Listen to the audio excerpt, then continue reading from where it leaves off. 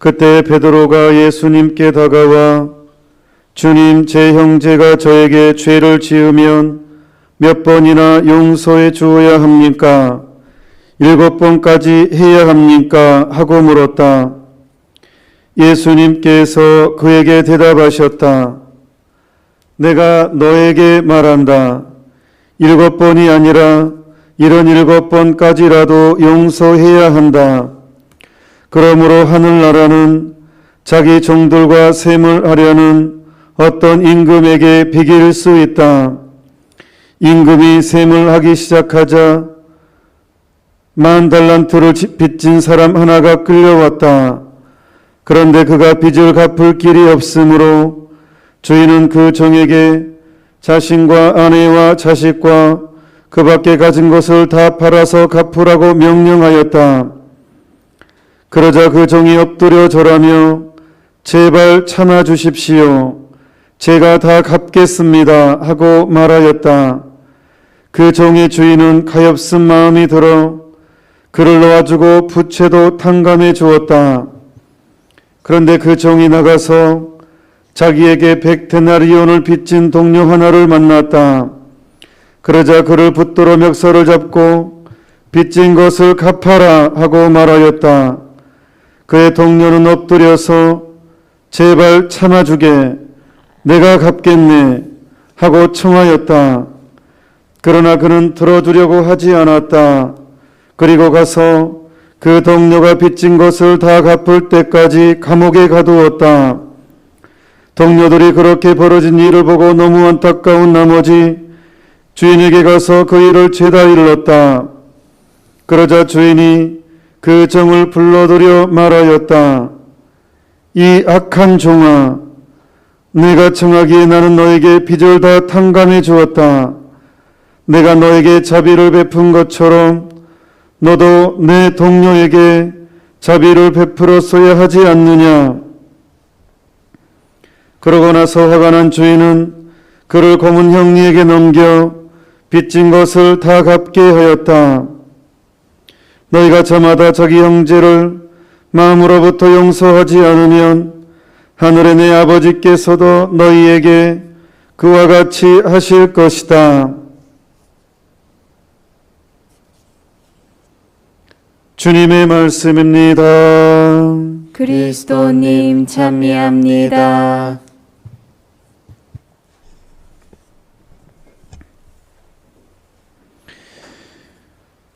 노래 하나 불러드리겠습니다.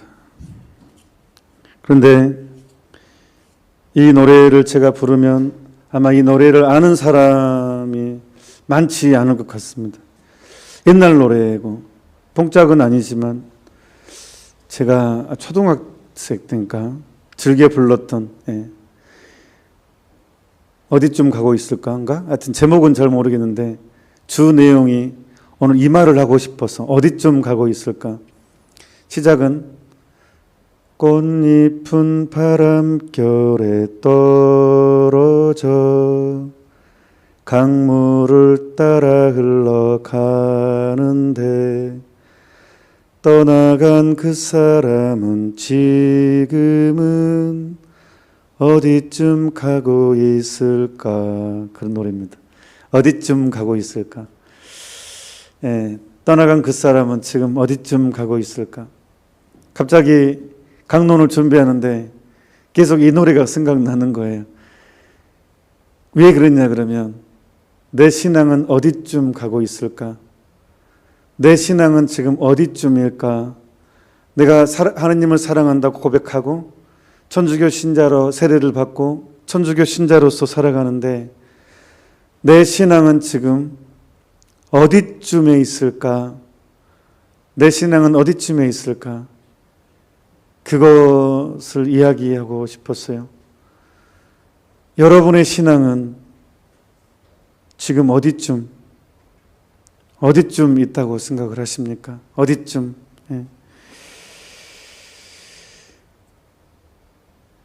한번 테스트 한번 해볼까요?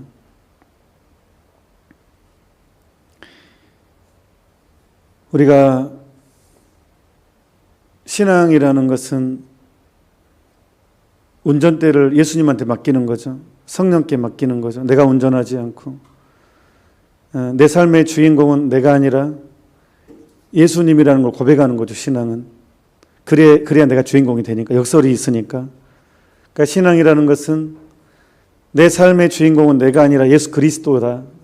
이게 신앙 선언인데 그 선언에 따라서 나는 어디쯤 가고 있을까? 원래 이 얼굴이 피부가 좋으려면 좋기 위해서 많은 사람들이 피부 관리를 하죠. 많은 돈 들여가지고.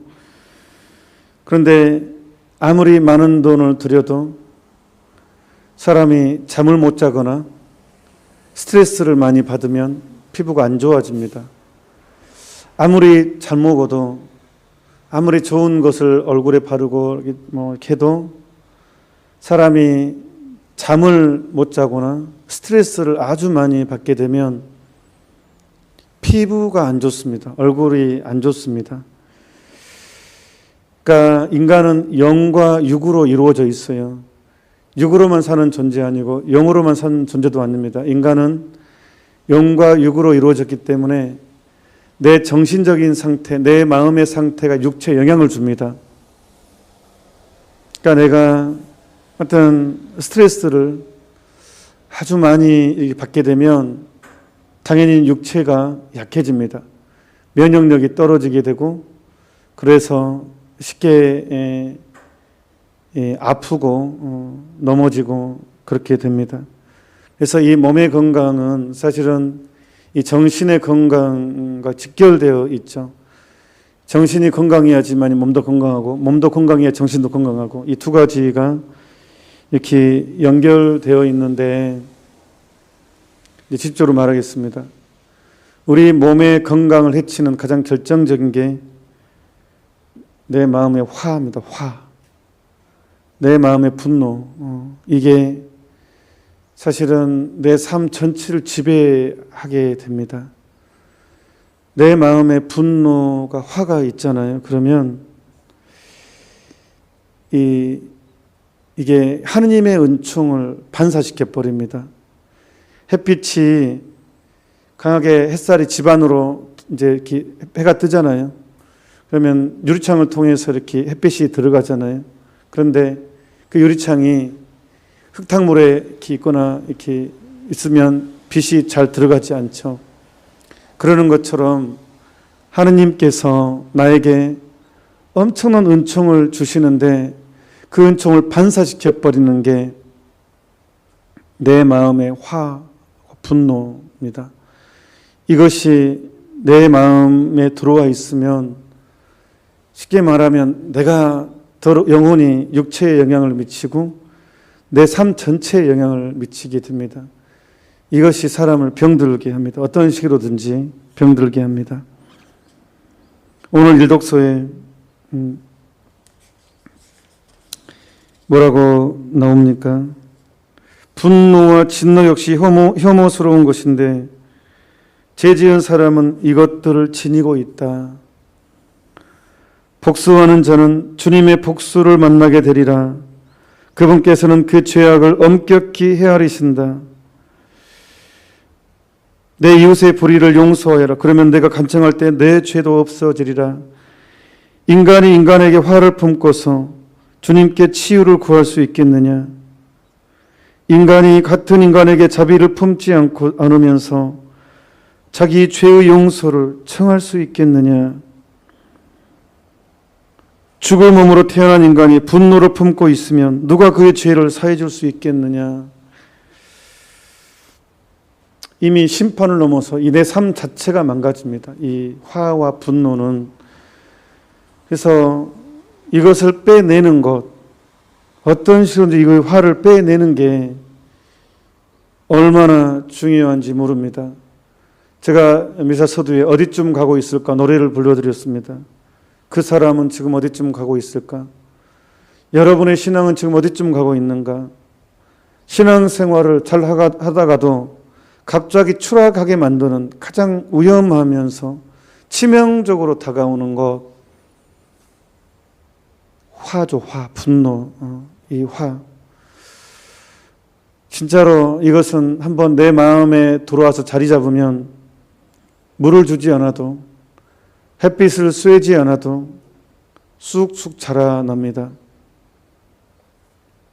이게 잘 안 빠져나갑니다. 어떤 사람한테는 이것을 빼내는 게 죽을 만큼 힘들어하는 경우도 있습니다. 근데 어떤 사람은 이것을 기억하지 않은 사람도 꽤 있습니다. 그 차이가 뭐냐? 어떤 사람은 쉽게 훌훌 털어버리는데 어떤 사람은 이것을 빼내지 못하고 죽음이 와도 결국은 이 분노를 놓지 않고 죽습니다. 내가 죽으면 죽고 절대 이 사람을 내가 용서 못하겠다. 그런 사람도 실제 있습니다. 그리고 그 불행을 스스로 선택합니다. 이 분노 때문에. 이 끈을 놓지 않습니다. 이 차이가 어디에서 오냐? 여러분들이 입으로는 예수님을 섬긴다면서 정말 나는 예수님을 섬기는가를 먼저 얘기를 하는 겁니다. 이거를 풀기 위해서는 내 신앙은 지금 어디쯤에 있는가?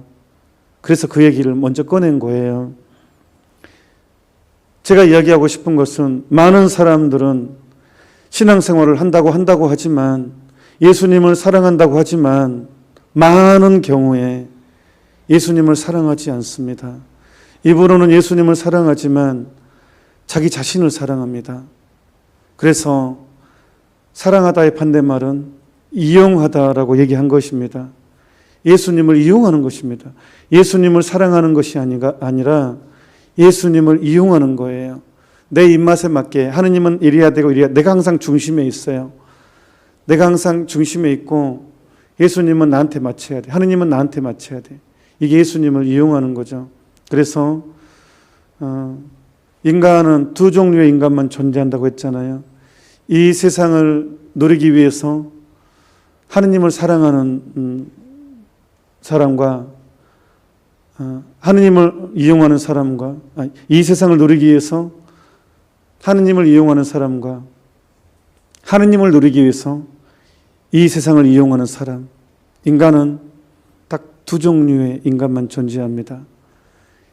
이 세상을 누리기 위해서 하느님을 이용하느냐, 하느님을 누리기 위해서 이 세상을 이용하느냐, 그게 완전 정반대입니다.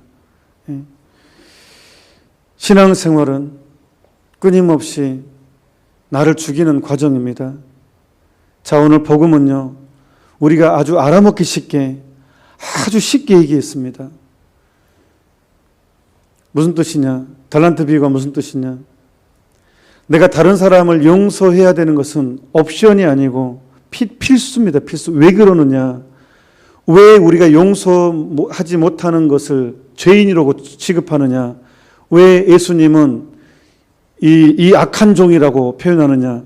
내가 당한 건데, 내가 당했는데 왜 내가 내가 당한 건데, 내가 상처받았고, 누구 피해받고, 내가 억울한데 왜 그 사람을 용서하지 못하는 나를 두고 왜 나한테 악한 종이라고 얘기하느냐? 왜 나한테 얘기하느냐? 그 사람을 얘기해야 되는데 하느님은 왜 나한테 뭐라고 하느냐? 그게 더 죽겠죠.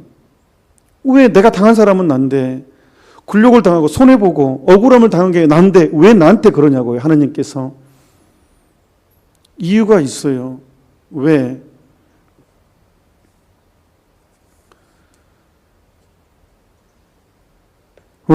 저는 제 인생을 돌아봐도요, 참 죄를 많이 지었습니다.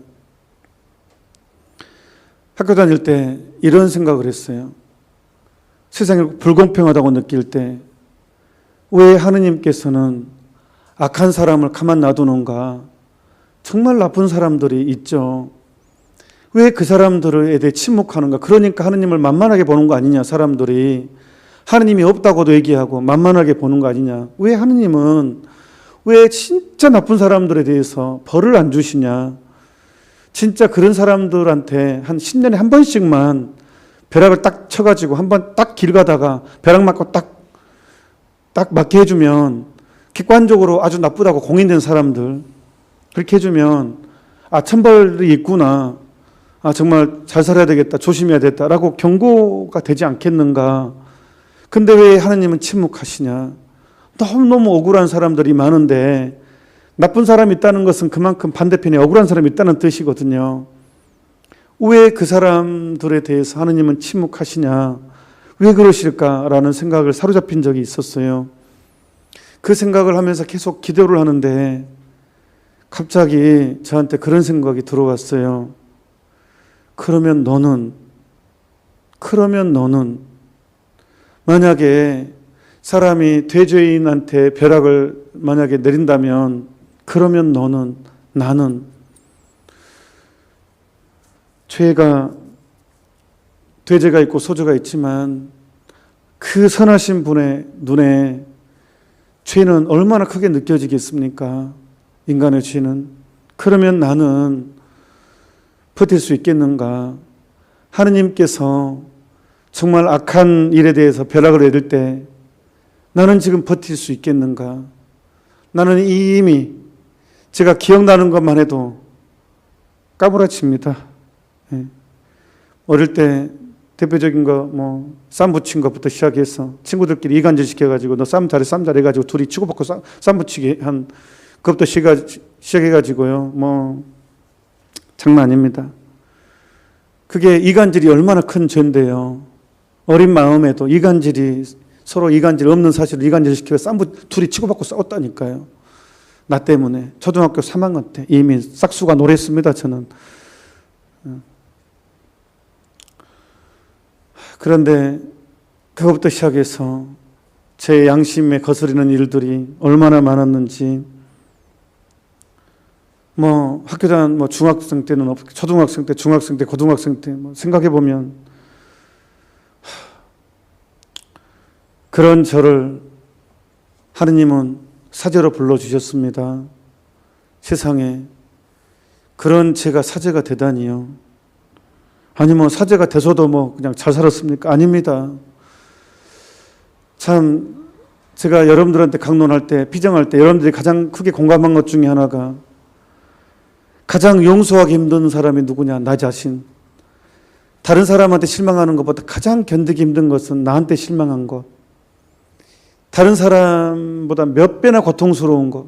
나에 대한 실망. 특히 저는 사제이기 때문에 여러분보다 훨씬 더 높은 이 윤리적인 도덕성이 윤리가 요구되는 사람입니다. 왜? 신부이니까, 사제니까. 여러분이나 저나 똑같은 죄를 지으면 누가 더 비난 욕을 많이 먹습니까? 당연히 제가 욕을 많이 먹죠. 왜? 신부니까.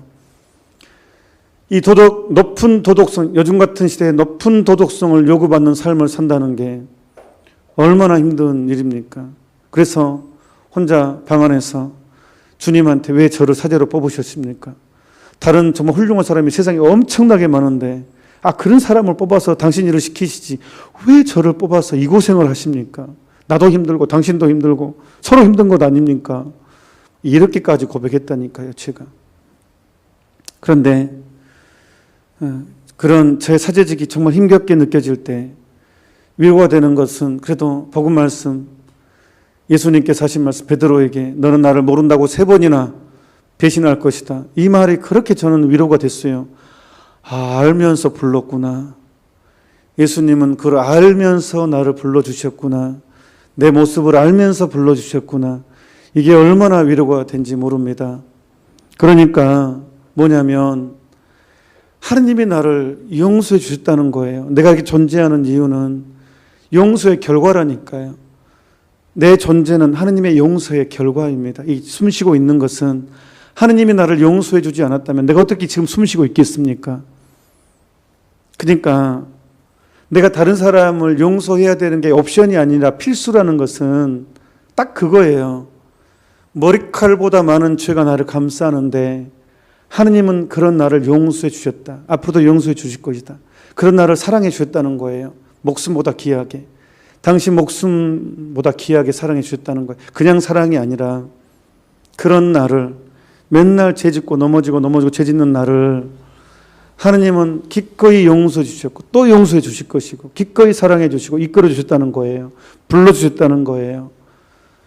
그러니까 내가 받은 은혜를 생각하면 내가 하느님으로 받은 용서와 사랑을 생각한다면 다른 사람이 나한테 하는 거에 대해서는 생각하지 마는 게 맞다는 거예요. 사랑의 법칙으로.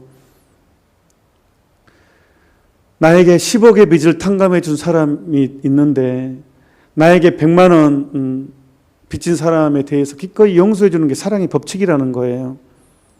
그러니까 신앙생활이라는 것은 끊임없이 하느님의 사랑에 내가 잠기고 하느님의 사랑으로 새롭게 출발하고 내가 사랑을 받았으니까 다른 사람에 대해서 기꺼이 내어주는 것, 사랑의 공동체가 되어가는 것이 내 스스로가. 받기만 하고 줄지 모르는 걸 우리 욕심장이라고 하잖아요. 우리가 받기만 하고 줄 줄 모른다면 이기적인 것이고 욕심장이라고 하죠. 개인적인 이기심의 거죠.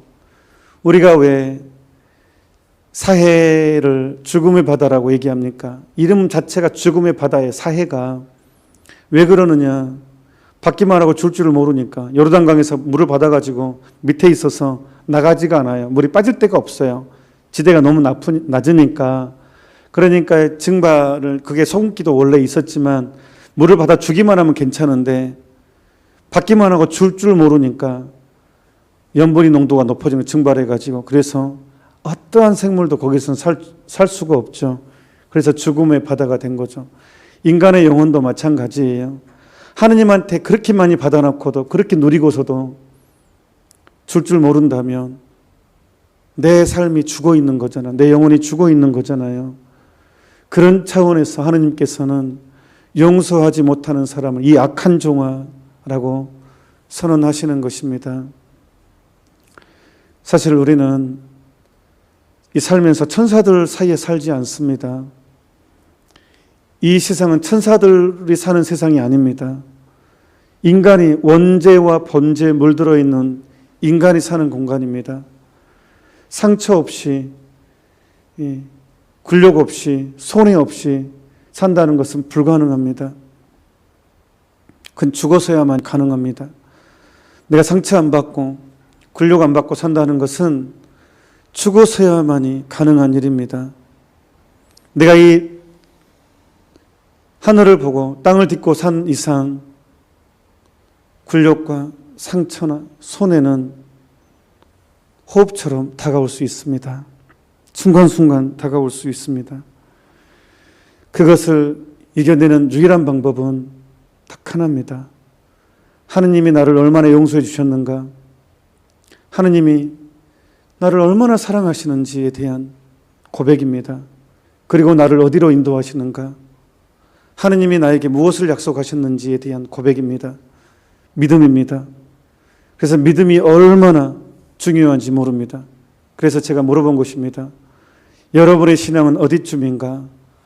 아직도 두려움, 어둠에 떨고 있는지, 화에 떨고 있는지, 분노에 쩔어 있는지, 아직도 나로부터 탈출 못하고 내 중심으로 계속 살고 있는지, 아직도 계산하고 있는지, 아직도 어디쯤 가고 있을까? 내 신앙은 지금 어디쯤일까? 신앙은 나로부터의 탈출입니다. 그러기 위해서 다시 한번 생각합시다. 신앙은 하느님을 경외해야 됩니다. 하느님을 두려워하는 마음이 얼마나 중요한지 모릅니다. 하느님을 두려워하는 마음이 지혜의 시작이면서 지혜의 완성입니다. 신앙의 시작이면서 신앙의 완성입니다. 다시 한번 여러분 마음 안에 하느님을 두려워하는 마음을 심으십시오. 인간이 죄를 지으면 제일 먼저 사라지는 게 하느님에 대한 두려움입니다. 하느님을 만만하게 생각합니다. 죄의 열매입니다. 감기의 열매는 기침과 열이듯이 죄의 열매는 화와 하느님에 대한 두려움이 사라진다는 것. 하느님을 만만하게 생각합니다. 하느님을 두려워하지 않습니다. 그래서 제가 이 말을 하는 이유도 나는 지금 어디쯤에 와 있는가? 나는 지금 하느님을 두려워하는 마음을 품고 있는가?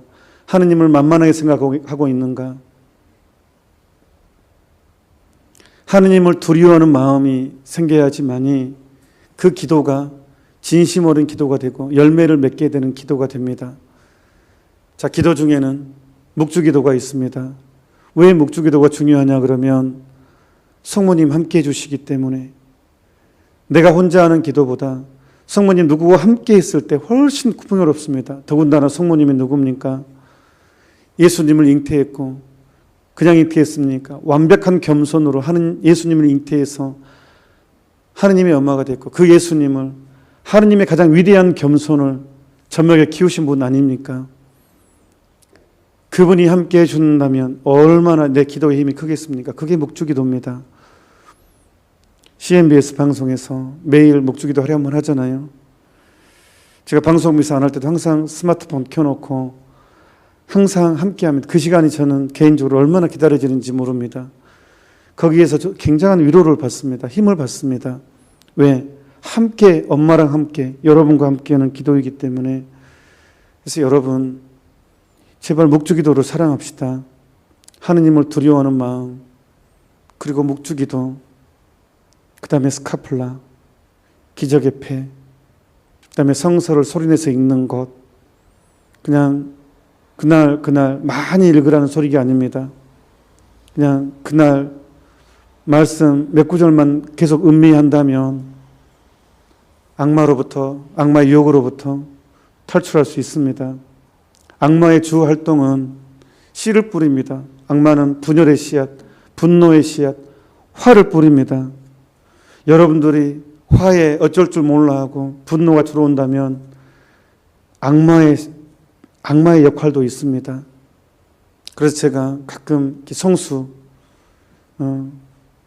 성수를 꼭 간직하십시오. 집안의 성수를 간직하십시오.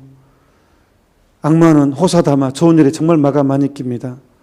좋은 일일수록 분노를 일으키는 어떤 사건들을 많이 일으킵니다. 그래서 포기하게 만들고 분열을 일으키게 만들고. 자, 하느님을 경외하는 마음, 묵주기도, 스카플라, 기적의 패, 성수 이야기했습니다. 그러면 정말로 내 마음 안에 하느님이 나를 얼마나 사랑하셨는지, 하느님이 나를 얼마나 많이 용서해 주셨는지, 내가 지금 이렇게 숨쉬고 있는 것이 용서의 결과이구나라는 것을 느끼게 될 때 이제 더 하느님의 역할이 보이게 되고 더 크게 이제 용기를 가지게 될 것입니다.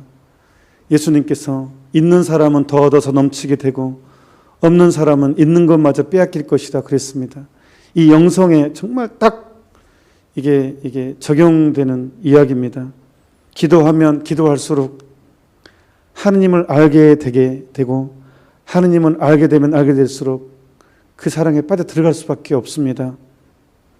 인생에서 가장 불쌍한 사람은, 가장 불행한 사람은 가난한 사람, 돈 없이 살다 죽은 사람이 아니라, 학벌이 없이 사는 사람이 아니라 예수님의 사랑을 온전히 받아들이지 못하고 죽은 사람, 이 사람이 예수님을 모르고 예수님의 사랑을 온전히 받아들이지 못하고 자기 아집에 사로잡혀 죽는 사람, 그 사람보다 불행한 사람은 없습니다. 반대로 세상에서 가장 행운하는, 가장 복받은 사람은 출신이 어떻든 학벌이 어떻든 돈이 어떻든 예수님의 사랑을 온전히 받아들이는 사람, 예수님의 사랑을 온전히 누리는 사람, 이 사람보다 행복한 사람, 이 사람보다 복받은 사람, 이 사람보다 행운인 사람은 세상에 없습니다. 여러분들은 지금 어디쯤 가고 있습니까? 잠시 묵상합시다. 아멘.